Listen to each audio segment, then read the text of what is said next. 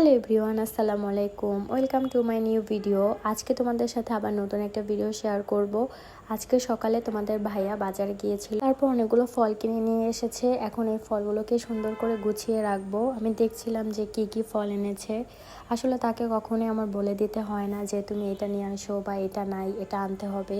সে নিজের ইচ্ছায় আর কি সব কিছু নিয়ে আসে। আর কিভাবে যেন বুঝে যায় যে বাসায় এটা নেই, এটা আনতে হবে। এখন পর্যন্ত আমি তাকে কখনোই বলে দিইনি যে বাজার এটা শেষ, এটা নিয়ে আসো। সে নিজ ইচ্ছায় সব কিছু নিয়ে আসে। এই যে আমি সুন্দর করে দেখছিলাম যে কি কি এনেছে।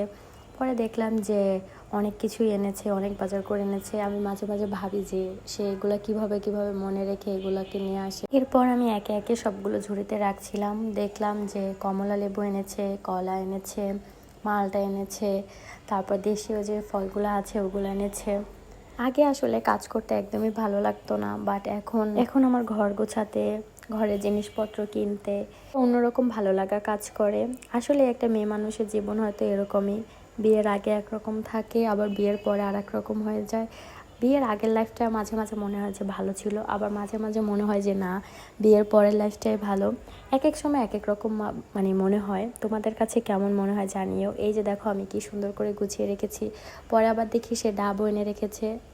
পরে আমি সব গুছিয়ে রান্না করতে চলে যাই। আজকে দেখাবো না যে কি কি রান্না করি, আজকে শুধু দেখালাম যে কি কি বাজার করে এনেছে।